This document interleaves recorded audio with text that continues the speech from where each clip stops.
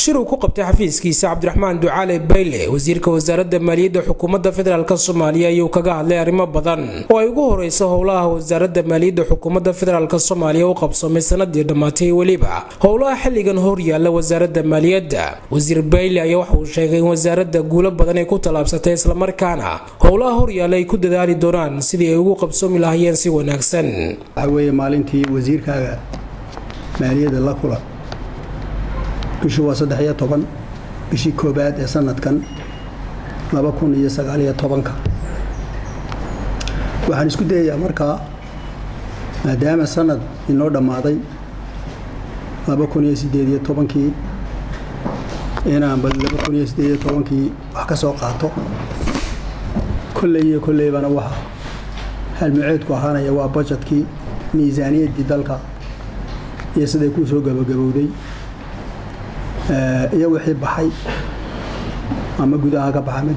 ama dibadda ka baxo kulleyba federal government ay soo dhiraandhirisay dabeetana waxaan u geli doonaa sanadkan iyo waxaan ulanayno ama rajaynayno ama odorosayno ayaan u geli doonaa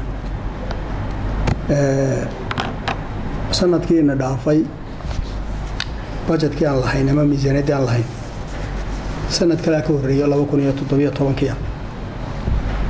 marka runtu waxay tahay waxa weeye haddaad doonayso meeshaad ku socoto inaad ogaato waa inaad meeshaad ka timi madaxa ku haysaa mar walba madaxa ku haysaa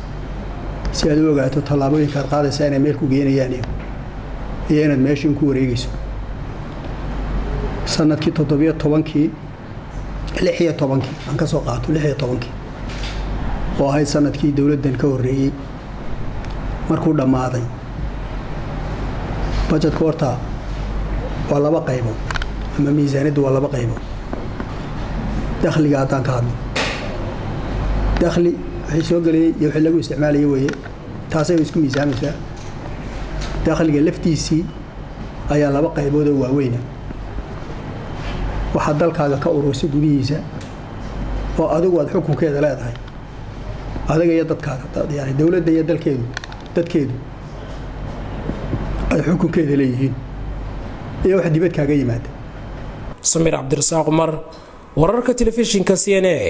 magaalada caasimadda Muqdisho.